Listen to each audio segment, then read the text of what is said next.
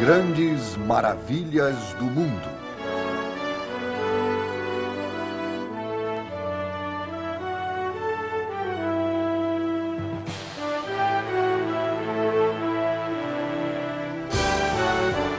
Maravilhas criadas pelo homem.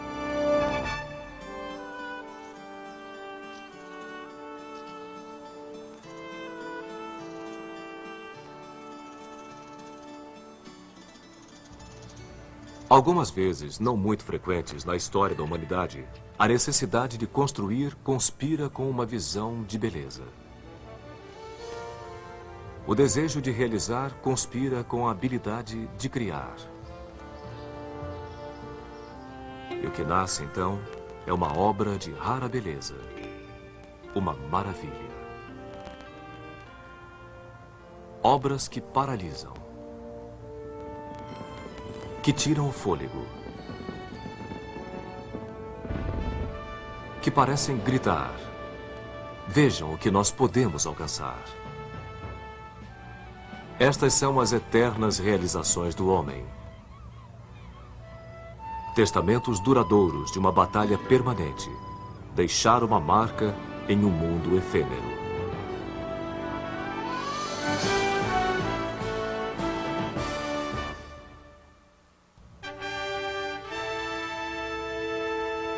Coliseu de Roma.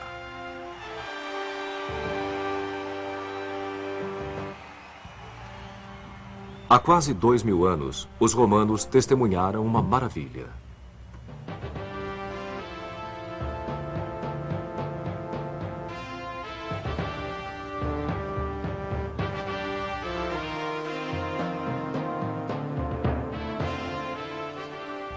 Aqui, onde o imperador Nero havia construído um palácio suntuoso com um lago artificial, um novo imperador, Vespasiano, quis deixar sua herança. Não com um grande palácio para seu próprio desfrute, nem com um templo para agradar aos deuses, mas com um imenso palácio para o público. Um anfiteatro para sediar os jogos, campeonatos e rituais que acabou se tornando a mais importante assembleia pública da capital.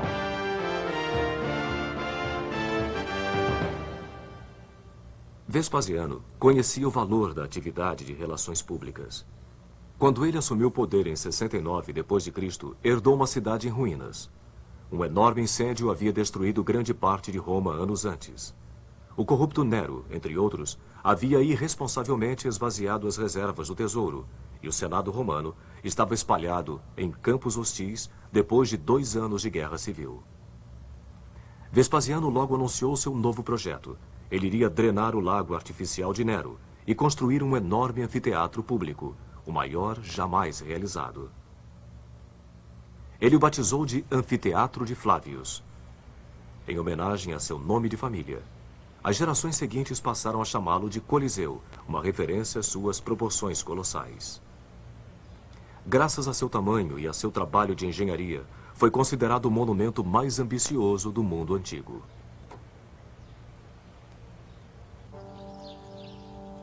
Enormes blocos de calcário foram carregados por escravos para construir a elipse de dimensões monumentais, 600 metros de circunferência, cobrindo 15 hectares e erguendo-se a uma altura de 16 andares.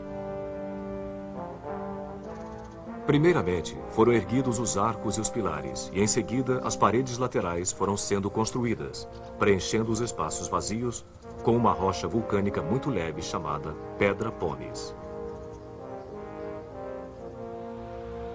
Com lugar para 50.000 espectadores, o Coliseu equivale aproximadamente à metade do tamanho do Maracanã. Os construtores de estádios de hoje em dia ainda se baseiam no sistema engenhoso de entradas e passagens primeiramente utilizado no Coliseu.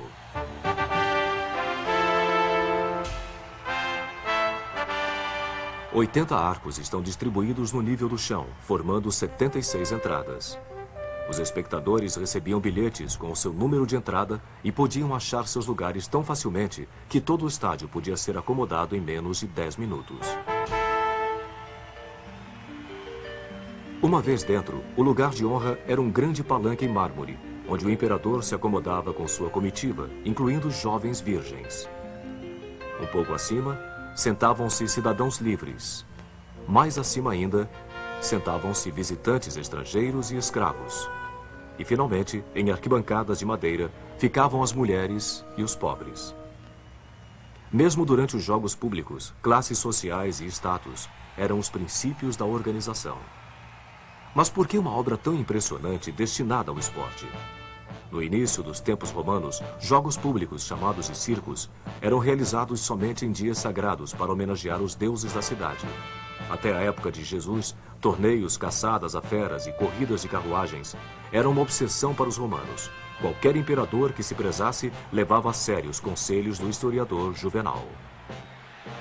Apenas duas coisas fazem um romano se preocupar hoje em dia: panem et circenses, pão e o circo. A obra de Vespasiano levaria menos de 10 anos para ser concluída. E apesar de ele não ter vivido para ver seu trabalho terminado, o Coliseu permanece o símbolo eterno de toda uma civilização. Os romanos já provaram ser os melhores engenheiros que o mundo já viu. Inventores do arco, da cúpula, construtores de estradas, aquedutos, pontes e banheiros. Embora a estética romana tenha sido em grande parte emprestada dos gregos, sua tecnologia era profundamente original. Lá perto, no Panteão, uma gigantesca abóbada de concreto parece flutuar suavemente no espaço. Uma estrutura de concreto armado tão grande, vazada por um único raio de luz, não seria construída novamente até o século XX.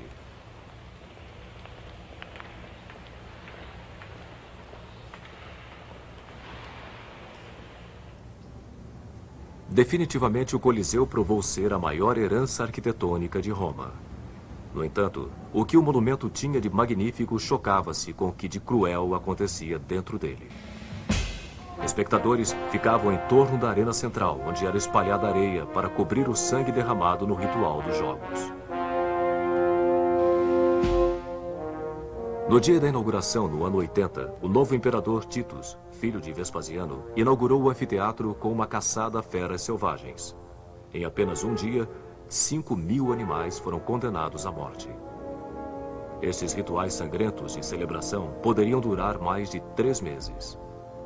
Animais exóticos eram trazidos de regiões distantes para o Coliseu, onde eram mantidos em celas localizadas no nível subterrâneo, que podem ser vistas ainda hoje. As feras eram então transferidas em elevadores para o nível da arena, onde iriam enfrentar as lanças dos caçadores. Em algumas ocasiões, as canaletas de drenagem eram fechadas e a arena era deliberadamente inundada. O estádio se transformava no mini-mar para a simulação de batalhas navais. Os gladiadores eram, no entanto, a atração principal do Coliseu.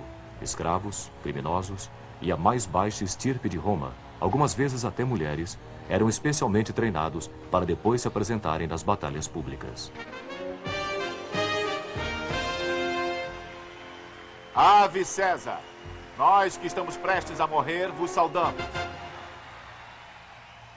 A coragem ou a covardia do gladiador era aplaudida ou vaiada pela multidão, que votava com as mãos o destino do perdedor.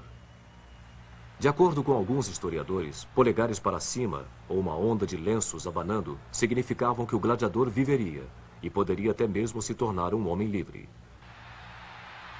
Polegares para baixo condenavam o lutador a uma morte imediata.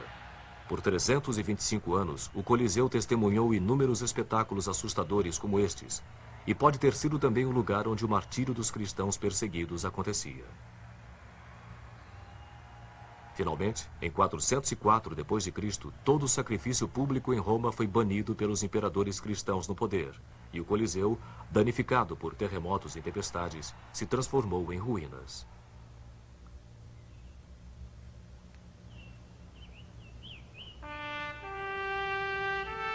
Através dos séculos, o Coliseu se transformou em uma pedreira de mármore, saqueada pelos vários Césares de cada nova era.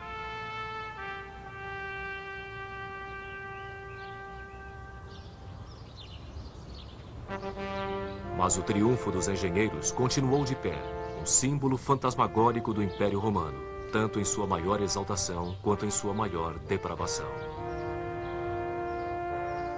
Séculos depois de sua construção, um monge inglês faria a seguinte profecia: Enquanto durar o Coliseu, Roma viverá. Quando cair o Coliseu, Roma morrerá. E quando Roma morrer, o mundo.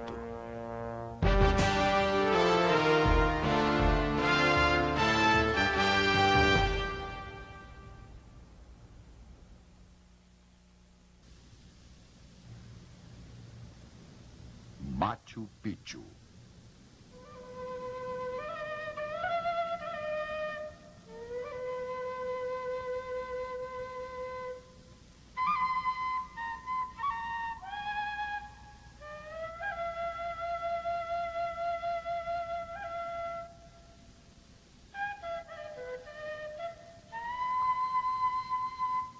Localizado em meio ao ar puro dos Andes, 2.500 metros acima do nível do mar, um mistério escondido em florestas nebulosas por 4 séculos.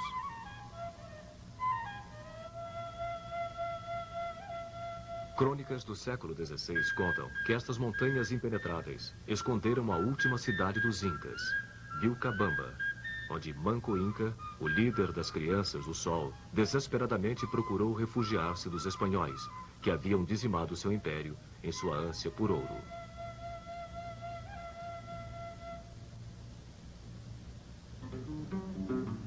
Em 1911, um jovem historiador americano, Hiram Bingham, demarcou as inexploradas ruínas do Vale de Urubamba, no Peru. Índios locais o guiaram para o topo de uma montanha remota, a qual à primeira vista parecia totalmente hostil ao homem. Os índios chamavam esta montanha de Pico Antigo, Machu Picchu.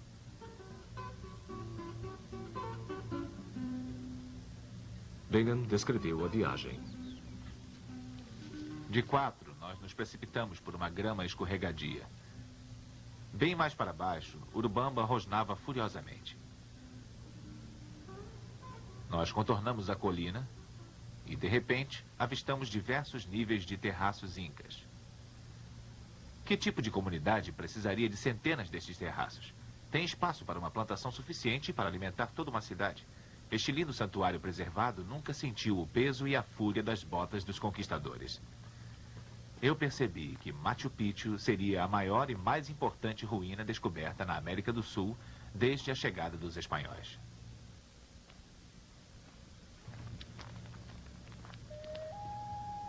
O que Bingham havia visto era extraordinário, mesmo que escondido pelo crescimento da selva. Um platô de 3.200 metros quadrados, com mais de 200 construções de inigualável técnica.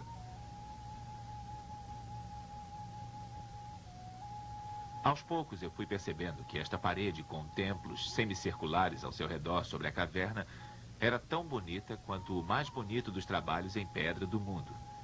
Eu quase perdi o fôlego. O que este lugar poderia ser? Bingham acabou acreditando que havia achado a cidade perdida de Vilcabamba, refúgio de Manco Inca. Mas Machu Picchu foge a qualquer explicação, pois não é uma cidade, mas antes um imenso centro religioso, um lugar sagrado para os rituais de uma das mais enigmáticas civilizações de nosso mundo.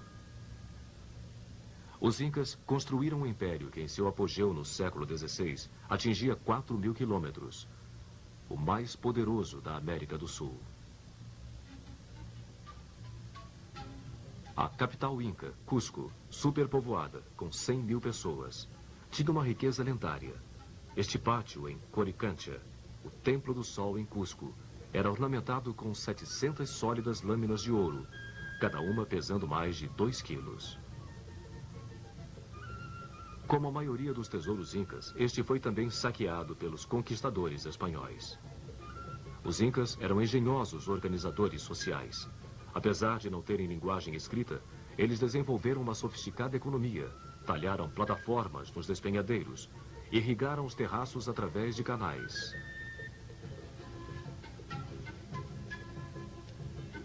Cultivaram milho, batatas. Domesticaram alpacas e lhamas.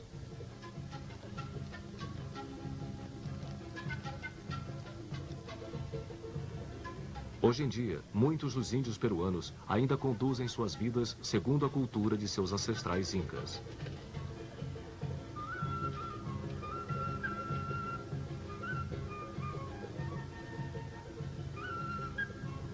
E falam o Quechua, língua dos templos de Machu Picchu.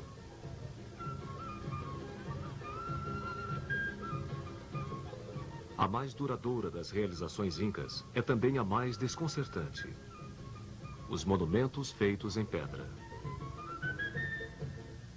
Enormes blocos de granito tão precisamente superpostos que sequer uma lâmina pode penetrar entre eles.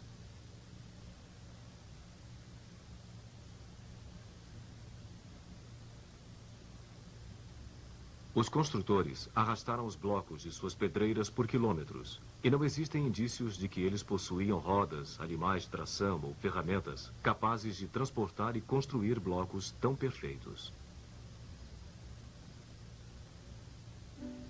Trabalhadores árduos, tal como seus descendentes, construtores incas, transportaram penosamente cada bloco em um ritmo agonizante, arrastando-os pelo solo com cordas de fibras.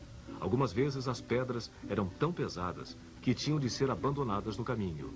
Mas o homem não era punido. Os incas preferiam culpar as pedras, chamando-as de Sai Cusca, que significa pedra extenuante. Uma vez em seu destino, as pedras eram talhadas e encaixadas em suas posições. Cerca de 40 ângulos seriam esculpidos em apenas um lado da rocha para assegurar um encaixe perfeito ou criar uma delicada curva na parede, assim como no Templo do Sol.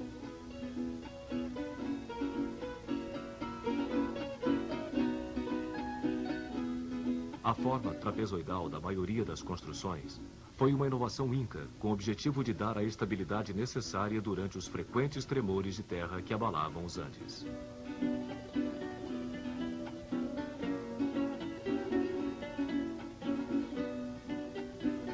A maioria sobreviveu intacta. Somente seus telhados de palha caíram, vítimas de 5 séculos de clima tropical.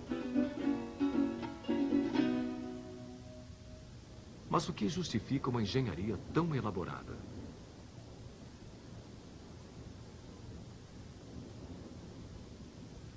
Machu Picchu parece ter sido uma espécie de quartel sagrado para a religião inca.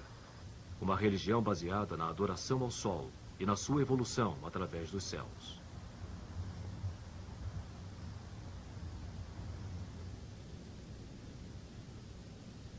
O Intihuatana, ou o lugar de pouso do sol, era um patamar de pedra que permitia aos incas prever os solstícios e equinócios do sol, tão críticos para a plantação e a colheita do milho.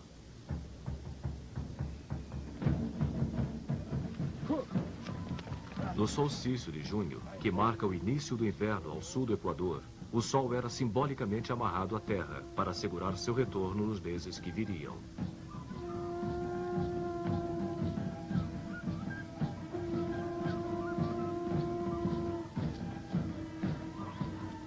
O festival chamado Inti Raymi durava 9 dias e ainda pode ser visto na antiga fortaleza inca chamada Sacsayhuaman.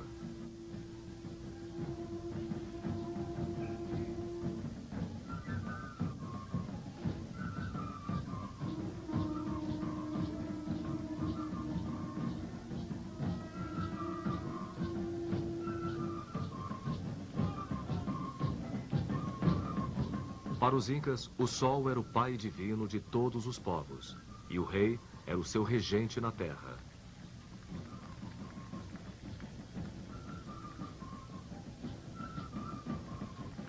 O ouro simbolizava as lágrimas do sol, e o milho era sua obra-prima dourada.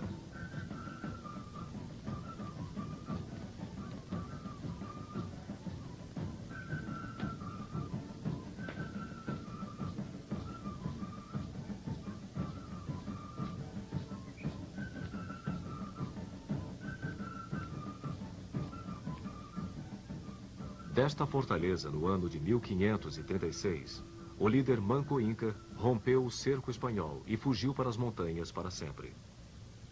Apenas 4 anos antes, Francisco Pizarro liderou um pequeno grupo de espanhóis até o coração do Império Inca.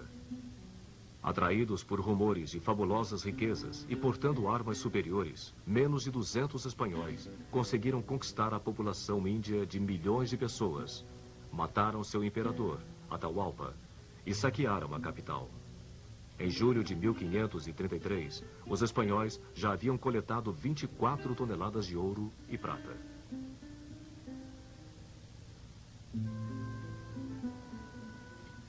Quando Manco Inca perdeu sua última batalha, ele abandonou Cusco, que logo se transformou numa colônia que foi construída sobre as fundações indestrutíveis da antiga cidade Inca. E o último refúgio de Manco Inca, chamado de Vilcabamba, poderia ter sido em Machu Picchu? Algumas evidências apontam para outro lugar, recentemente localizado, bem mais afastado para o noroeste. Machu Picchu foi provavelmente abandonado muito antes e já teria sido vítima da mata invasora.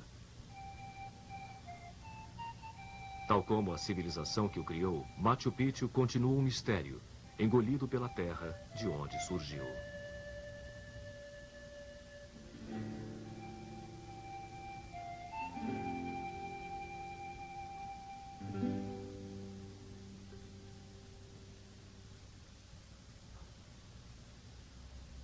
A Muralha da China.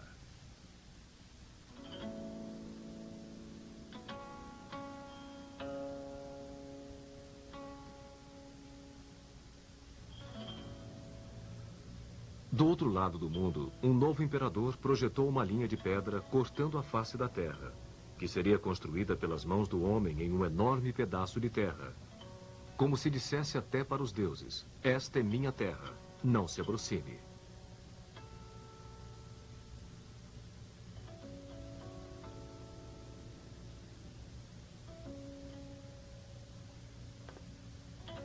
A dinastia Ming da China livrou-se finalmente do jugo dos mongóis, forçando os descendentes de Gengis Khan a se retirarem para as estepes do norte.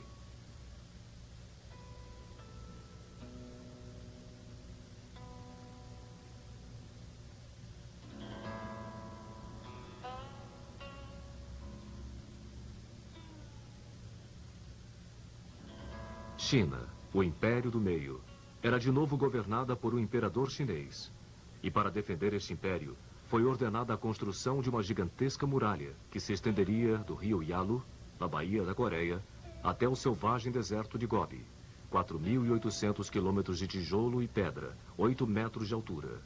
A mais longa construção jamais realizada pelo homem e talvez a única estrutura visível do espaço.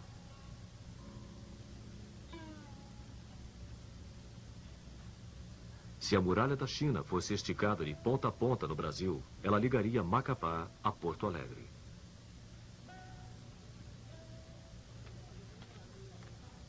A Grande Muralha da China, que vemos hoje, é a mesma que foi construída durante a dinastia Ming, que começou antes mesmo do nascimento de Cristóvão Colombo no século XV. A ideia, no entanto, de construir uma parede em volta do Império do Meio data de 2.000 anos antes, do século VIII a.C.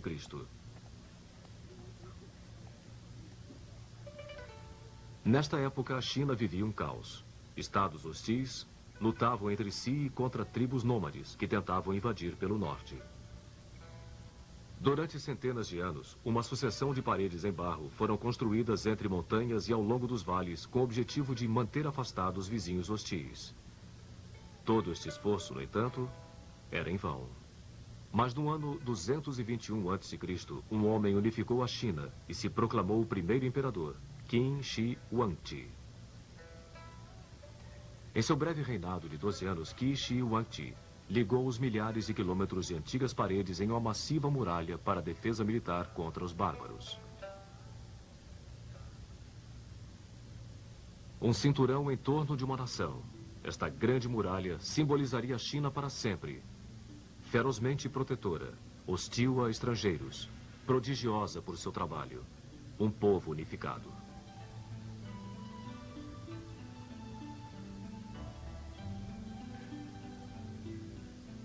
A muralha de Qin Shi Huangdi deu aos chineses uma identidade nacional jamais vivida antes. E isto significava segurança. As fronteiras do norte logo atrairiam novos colonizadores e fazendeiros. Em sua sombra protetora, comerciantes se aventuravam por estradas que levavam ao oeste. Uma viagem pela região que viria a ser conhecida como a Rota da Seda, trazendo as riquezas do Oriente para a Índia, Pérsia e Roma.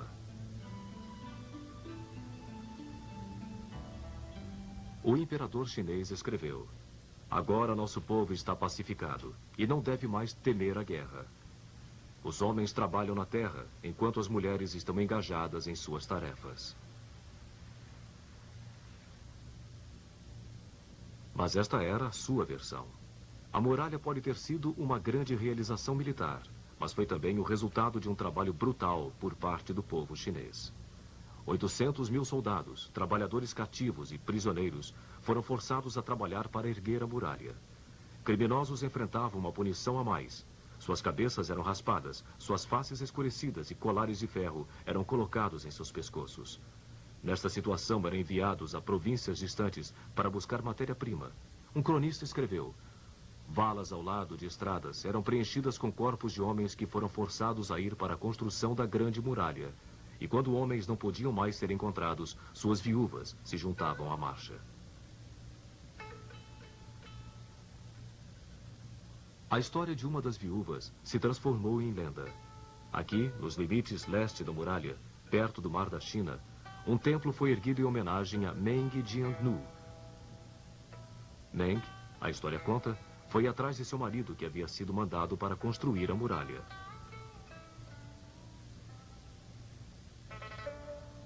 Quando ela soube que ele havia sido enterrado entre as barricadas, suas lágrimas fizeram a parede desmoronar. Desta forma, ela achou os ossos de seu marido e amaldiçoou o imperador. Denunciando a ordem autocrática do imperador, ela se tornou a voz simbólica do povo contra um onipotente opressor.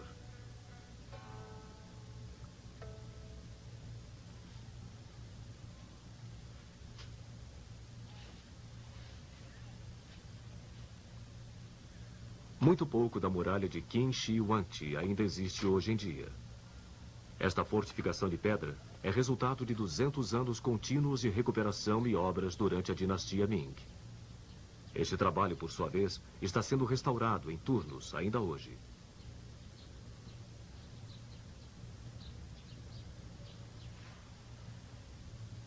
A muralha atravessa metade da China, subindo montanhas inclinadas e protegendo vales, engenhosamente transformando terrenos desfavoráveis para a guerra em vantagem tática.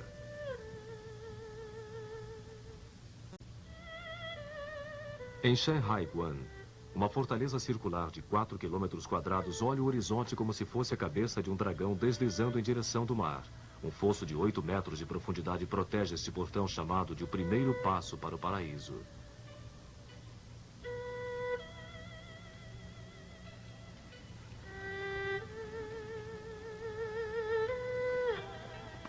A 300 quilômetros dali, a fortaleza de Jiayuguan era o último entreposto do Império, já que depois deste ponto, em direção ao oeste, estava o vasto deserto mongol.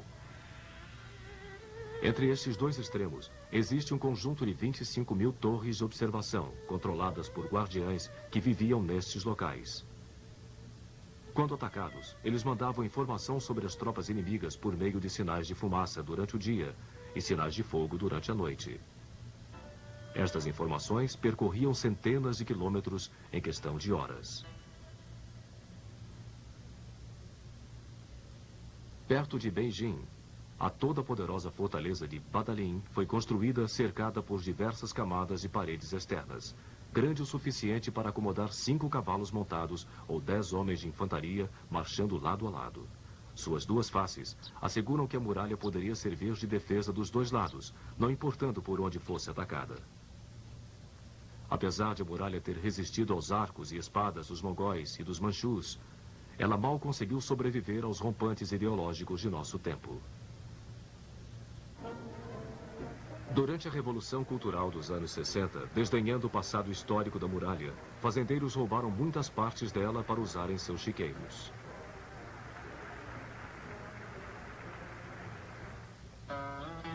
Mas hoje em dia a muralha foi restaurada, não apenas física, mas também figurativamente, de acordo com o papel que ela teve na história nacional da China. Ela novamente existe como uma linha definida, uma marca no terreno, testamento da idade de um povo e de seus ancestrais que a construíram.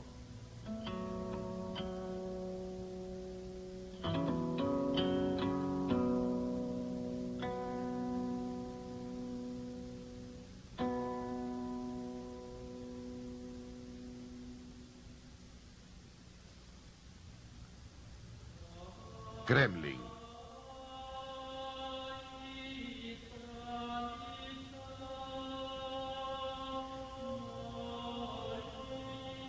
Milhares de quilômetros para o noroeste, uma outra parede foi construída para a defesa contra os invasores mongóis. Mas, em vez de estender-se pela paisagem, esta parede cercava uma pequena cidade. É a cidade de Moscou. A palavra em russo é Kremlin. Por 8 séculos, as paredes do Kremlin protegeram as partes cruciais da civilização russa. Dentro de seus 28 hectares estão localizados igrejas, catedrais e os palácios dos czares.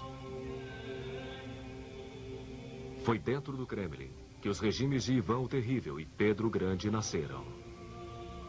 Que a Igreja Russa Ortodoxa dominou as almas da nação.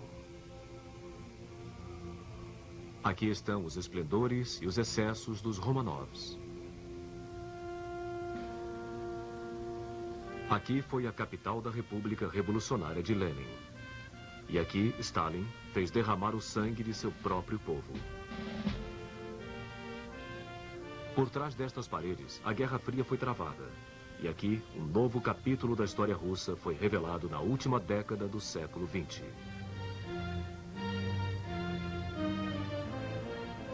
Todo o enredo da história do povo russo está incorporado pelas torres e cúpulas deste complexo. É um monumento aos seus maiores esforços e aos seus grandes fracassos. O escritor russo Mayakovsky foi ainda mais além. A Terra, tal como conhecemos, começa no Kremlin. O Kremlin teve, de alguma maneira, um começo mais modesto. Inicialmente, havia apenas uma fortaleza triangular em madeira que protegia os palácios do Principado de Moscou. Através dos séculos, o Kremlin foi se expandindo e passou a incluir igrejas, mosteiros, oficinas, casas. Mas foi Ivan III, conhecido como Ivan o Grande, quem no século XV visualizou que Moscou seria uma grande capital imperial, rivalizando com Roma e Constantinopla em autoridade religiosa. Ele adotou a águia dupla como seu emblema e ganhou o título de regente de toda a Rússia, um cargo que seus sucessores viriam a chamar de czar, modelando a si mesmos como os Césares romanos. Ivan expandiu o Kremlin, trazendo renomados arquitetos da renascentista Itália para transformar o complexo medieval. Os arquitetos substituíram as antigas construções em madeira e pedra por construções de paredes de tijolos vermelhos que sobrevivem até hoje. Quase 2,5 km de comprimento e 7 metros de altura. As paredes levaram 10 anos para serem construídas e estão entre as mais bonitas fortificações militares jamais erguidas. 20 torres cortam a linha do céu, cercando a fortaleza. Uma das torres é a do portão Spassky, considerado até hoje a majestosa entrada principal do imponente Kremlin. A história conta que quando Napoleão marchou triunfante pelo portão Spassky, seu chapéu de 3 pontas tombou, prevendo o mortal fracasso que seus soldados sofreriam em sua retirada de Moscou. Menos da metade dos seus 600 mil soldados sobreviveu ao inverno. Centenas de canhões que foram abandonados na neve hoje estão expostos desafiadoramente pelas paredes do edifício conhecido como Arsenal.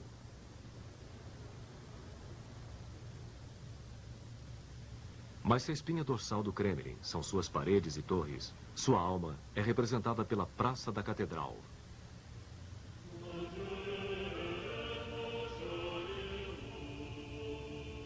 Ivan o Grande autorizou a construção de 3 magníficas catedrais para formar o centro da Rússia Ortodoxa. A imensa Torre do Sino acrescentou um ponto de referência para a Praça da Catedral e para toda a cidade.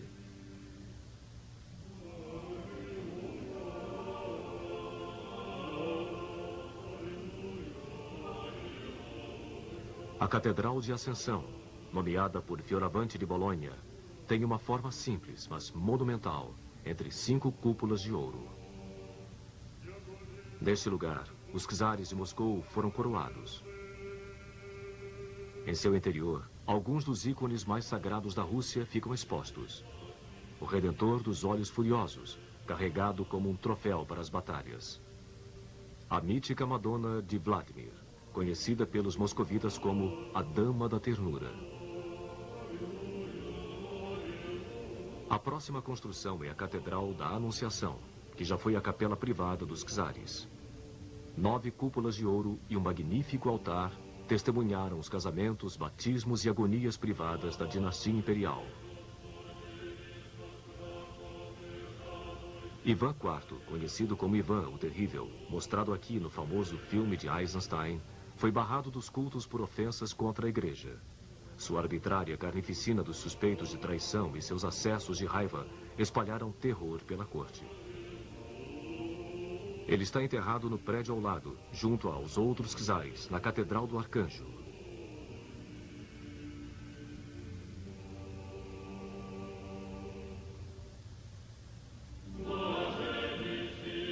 Seu túmulo se encontra ao lado do de seu filho, que foi morto por Ivan com suas próprias mãos. Mas a herança de Ivan o Terrível não foi somente de maldades. Ele fez construir a Catedral de São Basil, bem próxima do lado externo da parede do Kremlin. 9 fantásticas cúpulas se encontram sobre a Praça Vermelha.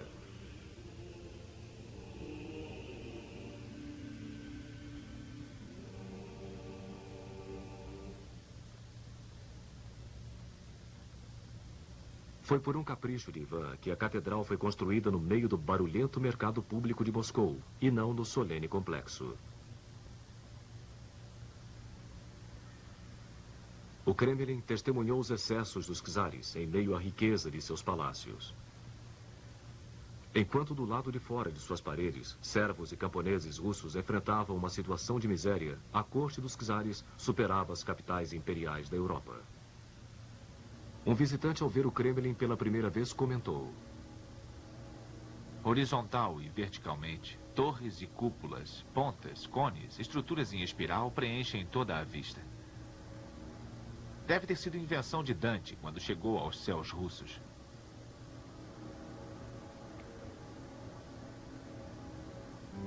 O Palácio das Faces, o mais antigo monumento do Kremlin, continha salas de recepção dos czares, onde mulheres, banidas de suas funções oficiais, observavam as intrigas da corte de uma janela em arco. No Palácio Terem, onde se localizavam os apartamentos reais, os tetos e as valetas eram pintados e dourados.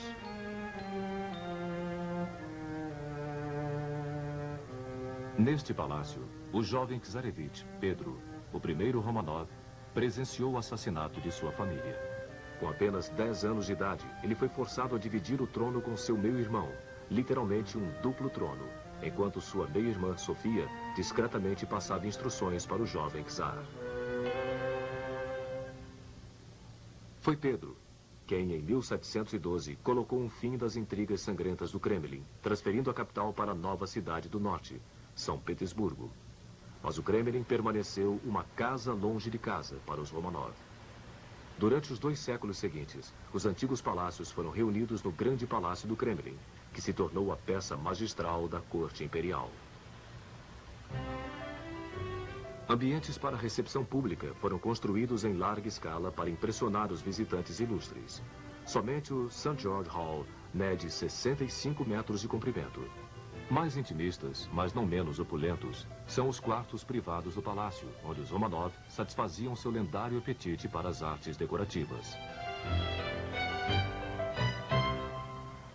Muitos dos tesouros do Kremlin eram eventualmente expostos no Museu Imperial, conhecido como The Armory, onde os esplendores da corte foram cuidadosamente restaurados, mesmo durante a era da dominação soviética.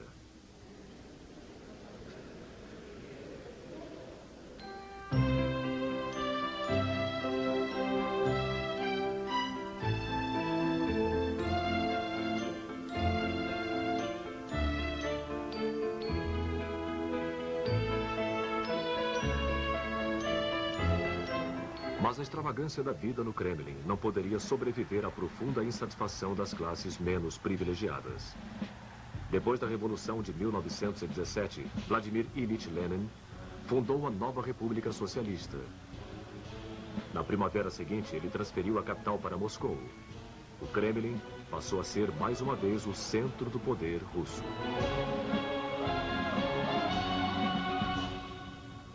Esta mudança aconteceu em uma época de profundo crescimento do Kremlin. Prédios do novo parlamento soviético e casas do Congresso foram levantados no severo estilo realista, contrastando com seus imponentes e ornamentados vizinhos. Aqui também ficavam os alojamentos espartanos de Lenin, que preferia comer em pratos lascados do que em pratos de porcelana imperial. Em mãos soviéticas, o Kremlin foi transformado em um diferente tipo de monumento, não para atender às riquezas da corte, mas para servir ao poder do Estado comunista. A estrela vermelha substituiu a dupla águia dos czares. Bustos de Lenin substituíram os ícones dos santos. E a tumba onde Lenin foi embalsamado se tornou um lugar de peregrinações sagradas para seus seguidores. Mesmo hoje em dia, quando os russos repudiam seu passado soviético, eles não rejeitam o Kremlin. É a história de nosso Estado. O Kremlin sempre foi o centro político, cultural e espiritual do país.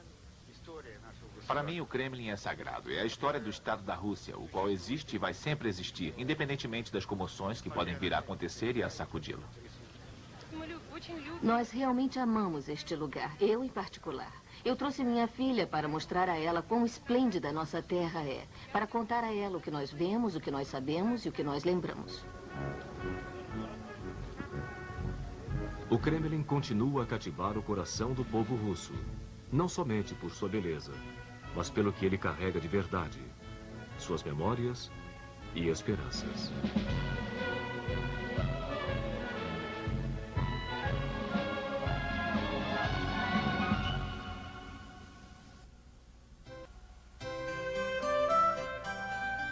Versalhes.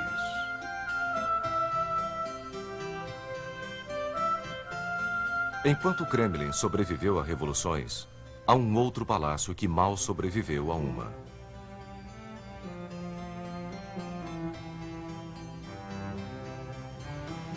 Um palácio tão majestoso, tão pomposo, tão excessivamente aristocrático, que deixou uma dupla herança: a capital da arte europeia e o símbolo da arrogância real.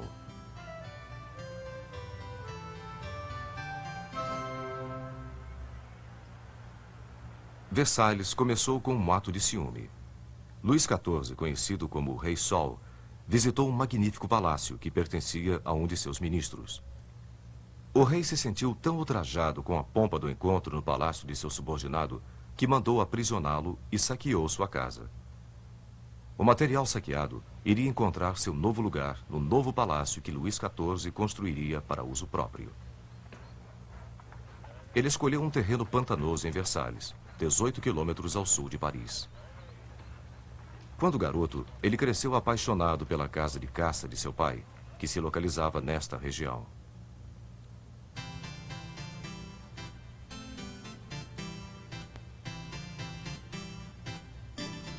Versalhes seria a nova corte da França.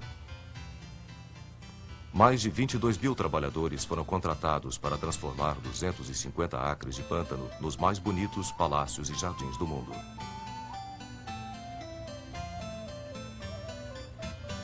Paisagens foram criadas onde nada existia. Rios foram redirecionados para suprir 400 fontes com milhares de litros d'água.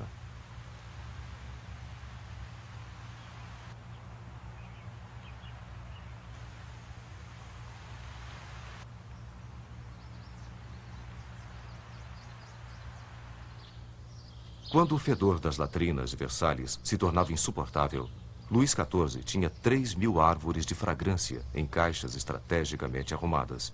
Algumas delas ainda existem na Orangerie. De fato, Versalhes representa o auge da sensibilidade barroca. Aqui, a natureza foi domada e algumas vezes torturada em submissão. Cada broto, cada galho e cada planta em Versalhes era sujeito à revisão. Árvores eram posicionadas ao longo dos caminhos de tal forma que não fizessem sombra nas magníficas estátuas que enfeitavam o jardim.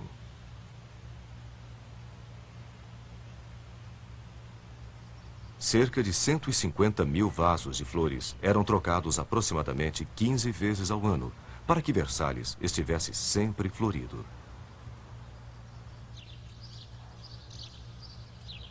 As diferentes alas de Versalhes impunham uma ordem racional e humana em uma incompreensível dimensão de luxo. Luís XIV queria um palácio de onde pudesse manter um olho nas intrigas da corte. Desta forma, Versalhes foi construído para hospedar cerca de 3.000 nobres, cortesãos, damas de companhia e todos os seus atendentes. 700 quartos foram decorados com mármore, brocado, veludo e ouro.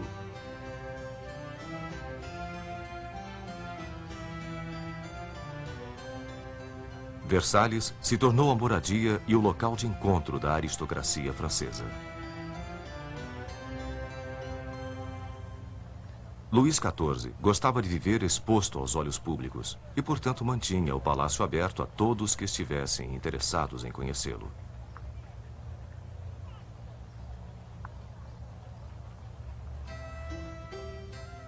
Exatamente no centro arquitetônico deste palácio dourado estava o quarto de Luís XIV.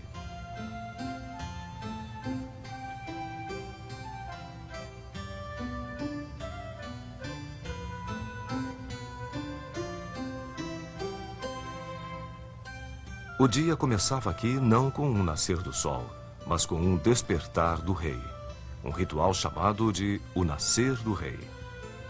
Luís XIV tinha um atendente para cada função.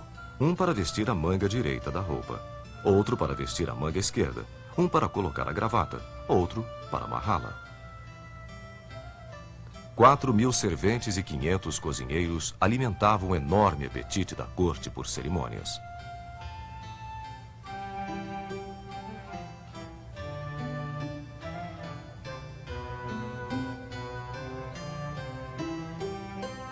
Os dias na corte eram vividos em uma intrincada rede de recepções, encontros, refeições, performances teatrais, peças, apostas, despachos e bailes elegantes.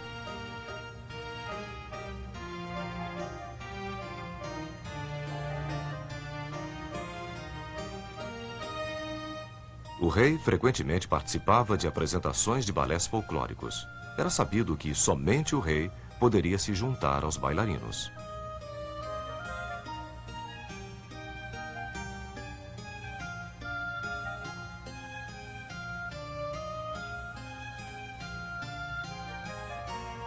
A Sala dos Espelhos era uma das dezenas de salas de recepção. Os 400 espelhos eram posicionados para iluminar a sala durante o pôr do sol.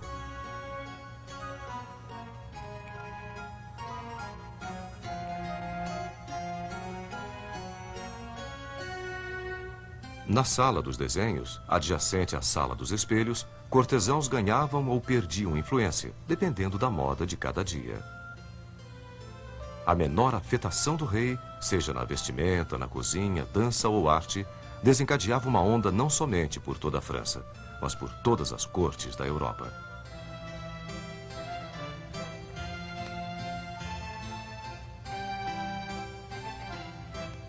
E o mesmo poder tinha a felizarda dama que mais recentemente tivesse conquistado a atenção do rei.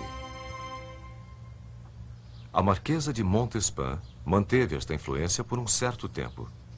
Como Luís XIV queria passar algum tempo com ela longe dos olhos da corte, ele mandou construir um palácio menor nos arredores de Versalhes, Le Grand Trianon.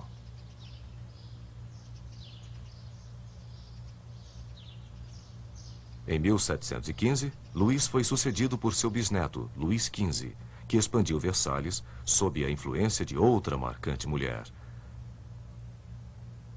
Madame de Pompadour, sua amante por 20 anos.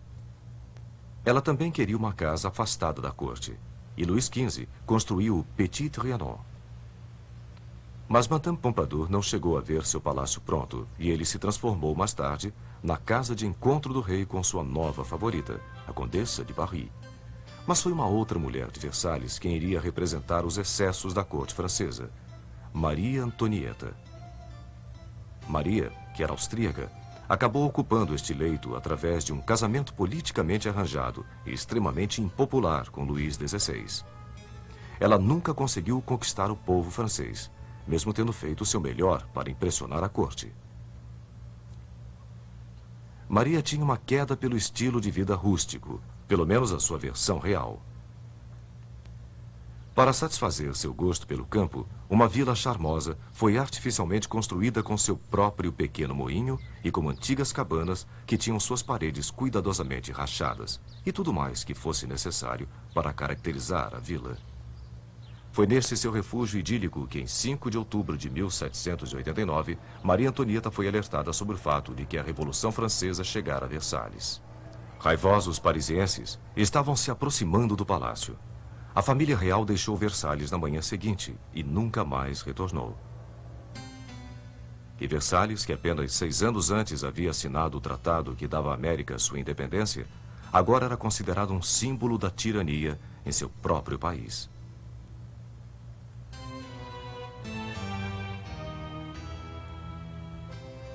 "80 anos depois, o autor americano Mark Twain visitou Versalhes.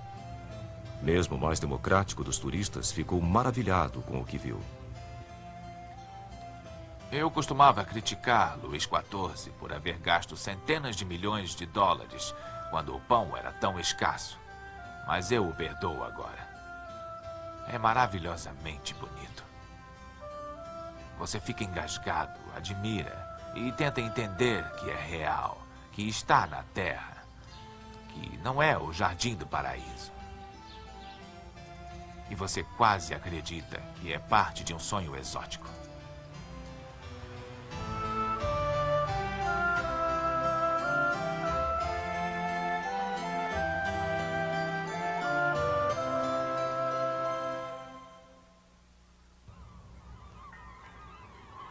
Estátua da Liberdade.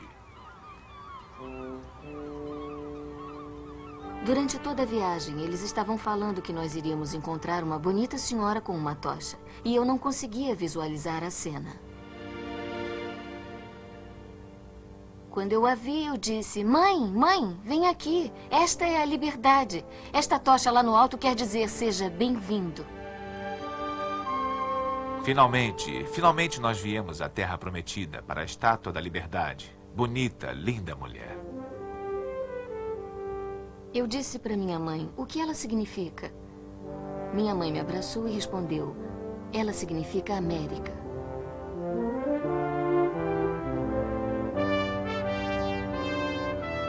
Ela ergue-se das águas da enseada de Nova York.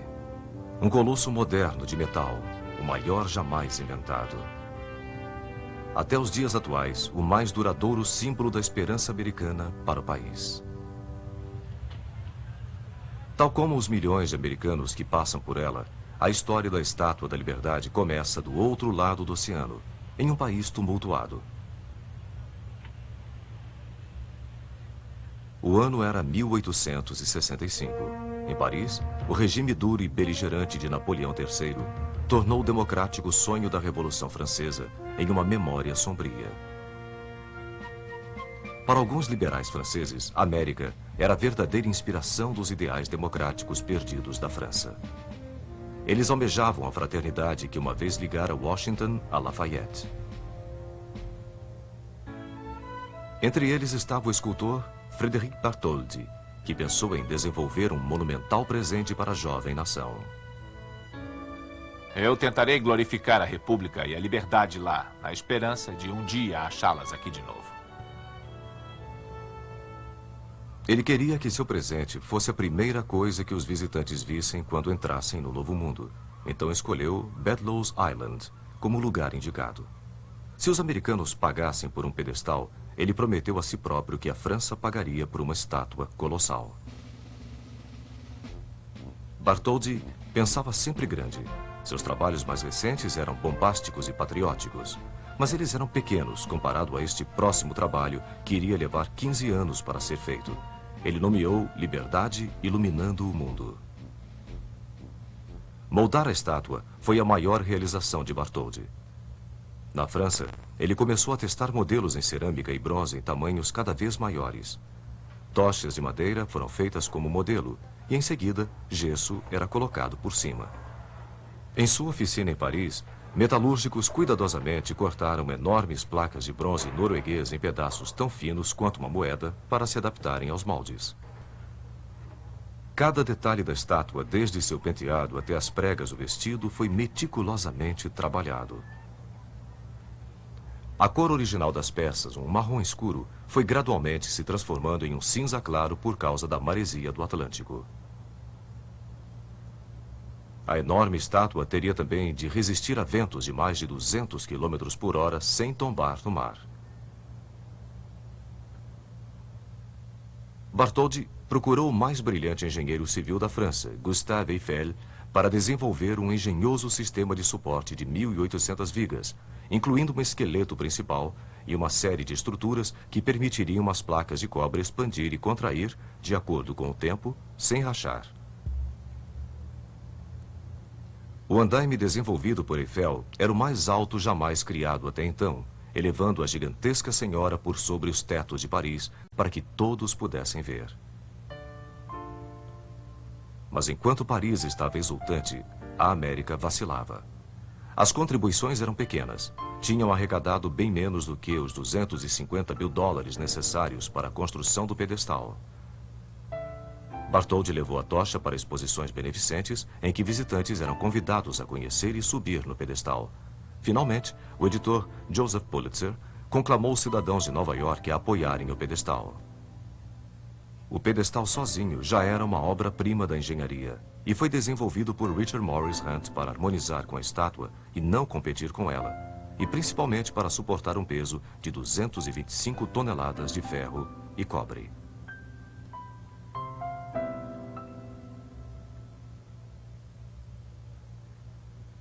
Em 1885, a França havia contribuído com mais de $400 mil para o projeto e Bartholdi havia trabalhado por 14 anos. A estátua completa foi desmontada e enviada à sua nova casa embalada em mais de 200 caixotes, 39 somente para rebites. Quando a estátua foi remontada um ano mais tarde em Nova York, os americanos viram pela primeira vez o que seria considerado símbolo de esperança para seus imigrantes nas décadas vindouras.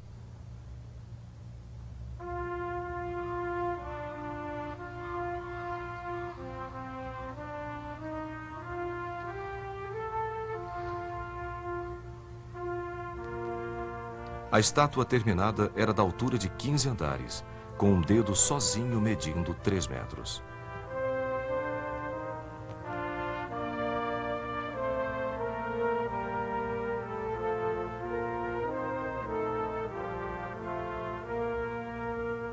O simbolismo da liberdade estava claro. Uma placa com a data de 4 de julho de 1776. Sob seus pés, grilhões rompidos representavam o fim da escravidão. Sua coroa de 7 pontas tenta tocar os 7 continentes e os 7 mares, e carrega o anseio de liberdade de todo o mundo. Bartholdi queria que ela fosse acesa pelo lado de dentro, e no início do século XX, uma fraca luz elétrica saía das brechas da tocha. Este modelo original está em exposição em um museu próximo à estátua. Reformas recentes colocaram uma nova tocha com folhas de ouro de 24 quilates para incrementar a ilusão de iluminação. Aqueles que vieram em busca do abrigo da tocha vieram atrás de uma vida melhor, fugindo de exércitos, para juntar-se a um parente, livrar-se de um perseguidor. Eles vieram por causa de rumores de ouro nas ruas. Vieram em trapos. Ironicamente, suas primeiras horas na Terra da Liberdade eram gastas normalmente confinadas na Ellis Island. Imigrantes a chamavam de Ilha das Lágrimas. Aqui, à sombra da Estátua da Liberdade, 16 milhões de almas esperançosas invadiram Great Hall, esperando sua sorte. Alguns deles condenados a serem postos de lado, doentes, ou que aparentavam ser mentalmente deficientes eram impedidos de entrar no país e voltavam nos mesmos navios que os havia trazido.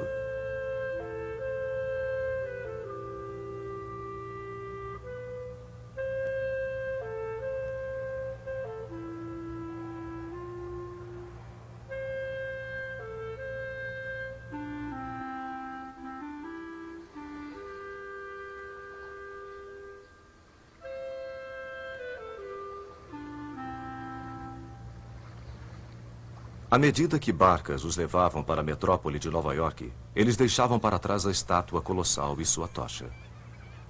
A poetisa Emma Lazarus, filha de imigrantes russos-judeus, deu à estátua uma definição que Bartholdi não havia pensado. Suas palavras estão embasadas de sentimento de liberdade. Que venham a mim os seus cansados, os seus pobres, a sua massa oprimida que deseja respirar livremente, aqueles barrados no teu cais. Que me venham estes, os sem teto à mercê das intempéries. Ergo minha luz ao lado do portal dourado.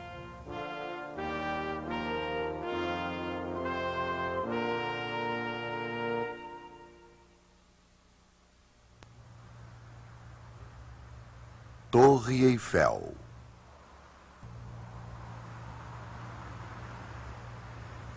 Enquanto os americanos saudavam sua mais nova maravilha importada, em Paris, os franceses estavam construindo uma outra que guardariam para eles. O mesmo engenheiro que havia construído a estrutura para a Estátua da Liberdade recebeu a missão de sua vida. Gustave Eiffel, construtor de pontes e engenheiro estrutural, foi incumbido de construir um monumento para o centenário da Revolução Francesa. Eiffel conhecia tanto história quanto metalurgia. Ferro fundido o permitiria construir uma monumental estrutura com um impacto tão grandioso quanto o da Revolução.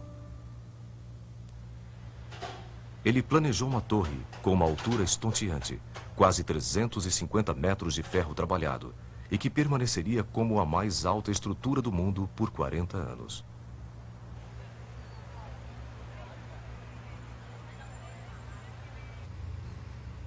Eiffel usou novas tecnologias de pré-fabricação para fundir 12.000 traves.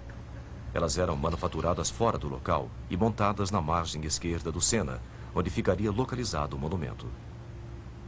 2,5 milhões de rebites sustentavam o trabalho em ferro, o que permitia que o vento passasse pela estrutura livremente.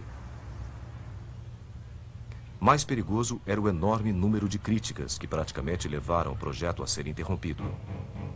Um proeminente grupo de artistas e intelectuais, incluindo o escritor Guy de Maupassant e o compositor Charles Gounod, assinou uma carta decretando a monstruosidade que se ergueria sobre sua amada Paris.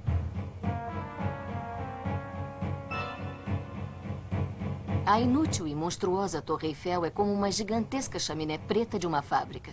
Esmagando com sua enorme massa a Notre-Dame. O Louvre, o Arco do Triunfo. Todos os nossos monumentos serão humilhados sob esta mancha negra. Determinado, Eiffel continuou. A torre ficou pronta no prazo, com apenas 600 dias de trabalho, e foi inaugurada em 31 de março de 1889. Mais de 2 milhões de parisienses curiosos passaram pela torre neste primeiro ano, rabiscando seus nomes nas vigas e comprando souvenirs. Eles almoçaram no restaurante localizado na torre e subiram nos engenhosos elevadores por entre a estrutura de metal para ver o que nunca haviam visto antes. Um visitante era Edmond de Goncourt. Subindo no elevador, eu tive a sensação, lá no fundo do meu estômago, de que estava em um navio no mar, mas sem vertigem. Lá do alto, nós fomos presenteados com uma visão maravilhosa, além de tudo que poderíamos imaginar na altura do chão, da grandeza, da extensão, da imensidão de Paris.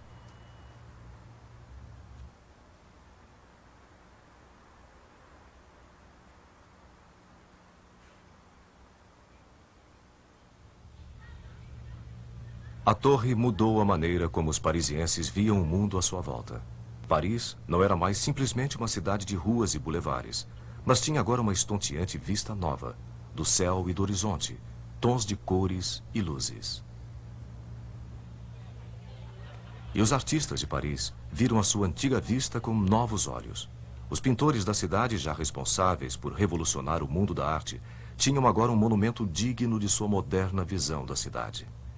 De uma certa maneira, Eiffel criou em ferro o que artistas estavam criando em óleo. Georges Seurat usou os mais básicos elementos da pintura, luz e cor, e aplicando-os corretamente, produziu uma impressão maravilhosa de leveza, uma beleza atemporal. Mas da mesma forma, Eiffel esculpiu com alguns componentes essenciais da arquitetura.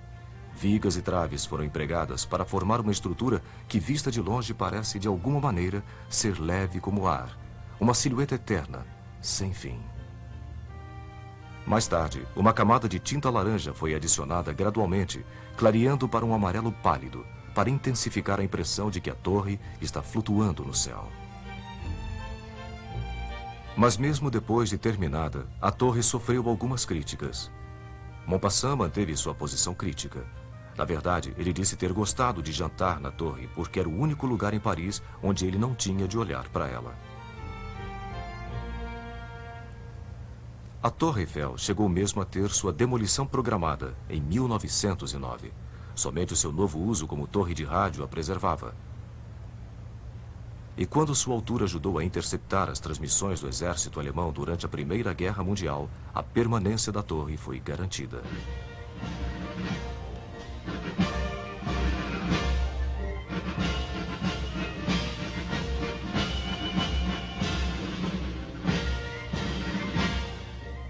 Ironicamente, o que uma vez havia sido um símbolo da revolução, do progresso e da produção em massa, hoje parece ser um tanto quanto antiquado. Um pouco da elegância do velho mundo numa metrópole frenética.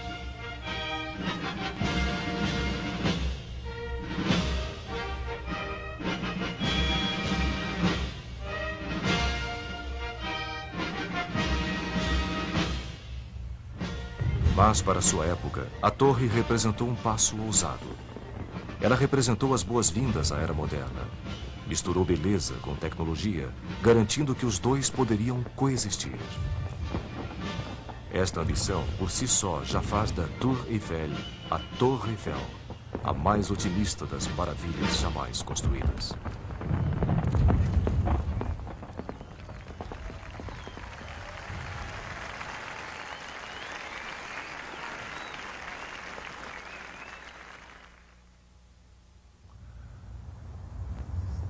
Monte Rushmore e Crazy Horse.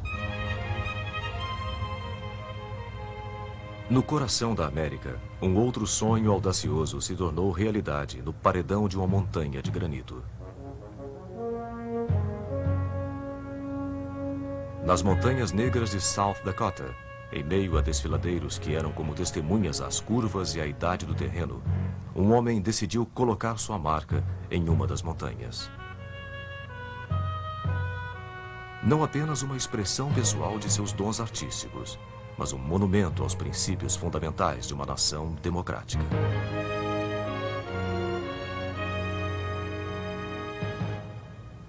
Mount Rushmore começou com um sonho provinciano de um historiador pouco conhecido chamado Dwayne Robertson. Ele imaginou um tema do Velho Oeste esculpido num dos altos paredões das Montanhas Negras. Mas o artista que ele contratou tinha uma visão totalmente diferente.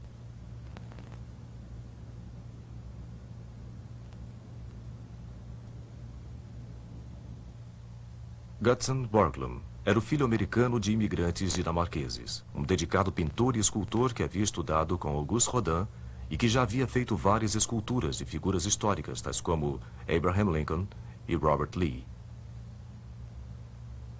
Neste quadro monumental, Borglum imaginou mais do que um tributo ao Velho Oeste. Em vez disso, ele queria capturar as qualidades permanentes de toda uma democracia. Eu quero alguma coisa na América. Alguns metros de rocha que sejam testemunhas de todas as grandes realizações que conquistamos enquanto nação.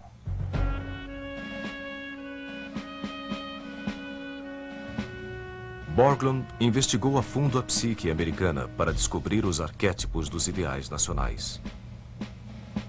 George Washington, que para Borglum era a incorporação da liderança democrática, o herói da Revolução e o homem que deu dignidade à causa da liberdade americana. Thomas Jefferson, estadista e filósofo, autor da Declaração de Independência e profundo defensor das liberdades individuais.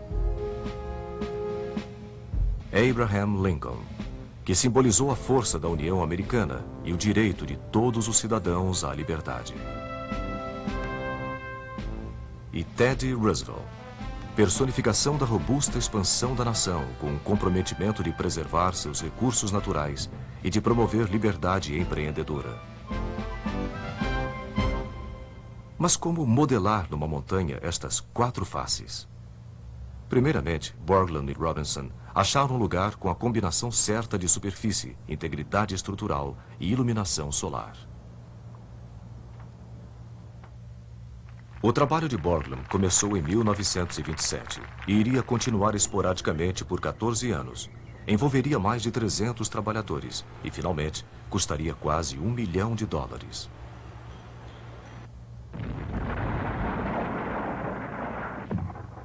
Mais de 450 mil toneladas de granito foram explodidas para criar os rostos que mediriam 20 metros de altura.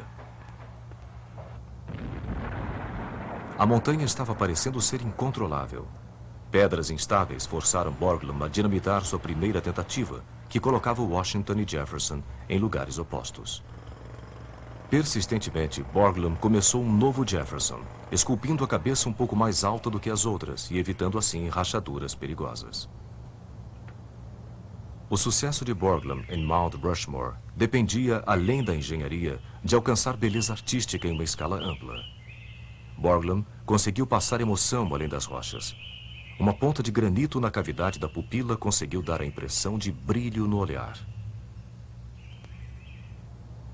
Borglum havia planejado esculpir todas as figuras até a altura da cintura, mas morreu em 1941, antes que pudesse terminar.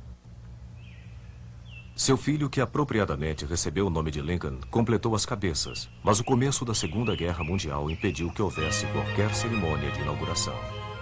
Finalmente, 50 anos depois de estar pronto, Mount Rushmore foi oficialmente inaugurado em julho de 1991, colocando o selo final num monumento que veio para representar as conquistas do espírito humano.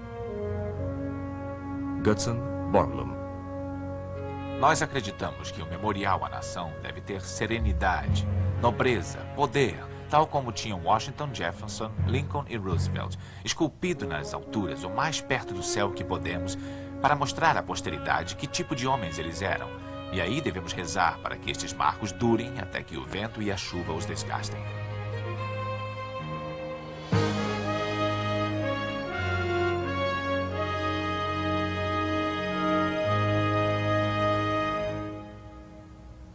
A obra de Borglum parece ser a última grande visão de uma era antiga, um tempo em que não apenas se acreditavam em heróis, mas estes tinham rostos identificáveis.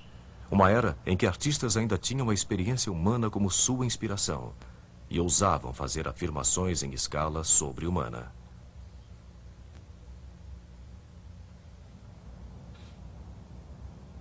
Existe outra grande maravilha sendo desenvolvida, mesmo em nossa era impaciente.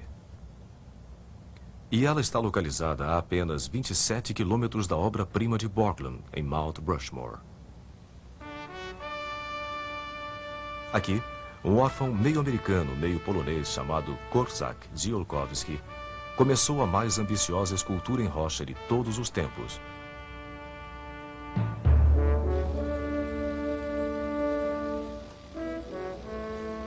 Um monumento da altura de 60 andares, em homenagem ao grande guerreiro Sioux, Crazy Horse.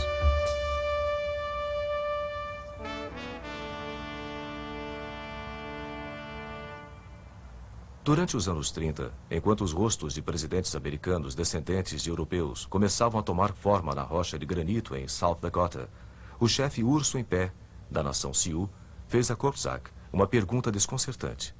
Onde estavam os monumentos de seu povo, dos heróis de uma tribo que povoou a região por 400 séculos, mas que havia sido aniquilado em menos de 4 décadas?